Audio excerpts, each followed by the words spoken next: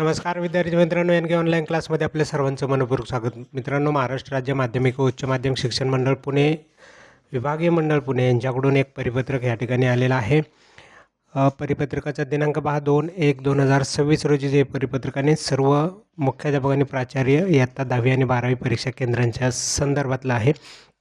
विषय होता फेब्रुवारी-मार्च 2026च्या इयत्ता 10वी व 12वी परीक्षा केंद्रांवर CCTV कॅमेरे अनिवार्य असणे या संदर्भात आत्तापर्यंत 1, 2, 3, 4 आणि 5 परिपत्रक बोर्डाकडून मुख्याध्यापकांना आणि प्राचार्यांना पाठवण्यात आलेली होती, की ज्यामध्ये CCTV बसवावेत अशा पद्धतीची कार्यवाही करण्यासंदर्भातल्या सूचना ह्या परिपत्रकांमध्ये होत्या.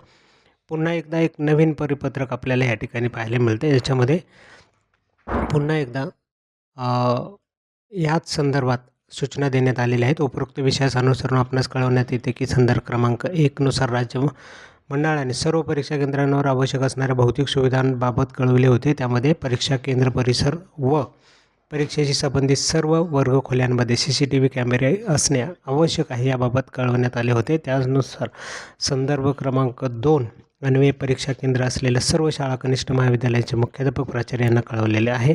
संदर्भ 5 राज्य मंडळाच्या परिपत्रकानुसार फेब्रुवारी-मार्च 2026च्या इयत्ता 10वी आणि 12वीच्या परीक्षा केंद्रांसाठी निश्चित केलेल्या सर्व परीक्षा केंद्रांवर व परीक्षेशी संबंधित सर्व वर्गखोल्यांवर CCTV कॅमेरे अनिवार्य करण्यात आलेले आहेत. त्यामुळे सर्व वर्गखोल्यांमध्ये CCTV बसवण्यात यावेत. यामध्ये किमान 1 महिन्याचे फुटेज बॅकअप असणे आवश्यक आहेत.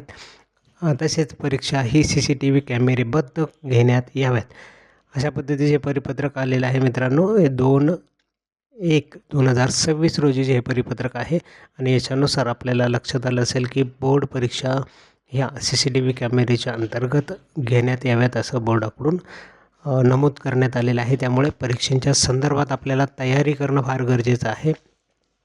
असं कोणत्याही मार्गाचा वापर करू नये की जेणेकरून ह्या बोर्ड परीक्षेमध्ये आपल्याला कुठल्याही प्रकारच्या गैरवर्तनाला सामोरं जावं लागेल. तर मित्रांनो, त्यामुळे सर्व विद्यार्थी मित्रांनी या संदर्भात काळजी घ्यावी आणि परीक्षेची तयारी चांगल्या पद्धतीने करून ह्या परीक्षा चांगल्या द्याव्यात आणि चांगले गुण देखील मिळवावेत. चला तर मग आजचा व्हिडिओ या ठिकाणी थांबूया. भेटूया अशाच पद्धतीने महत्त्वाच्या माहित्यांसोबत. तोपर्यंत नमस्कार.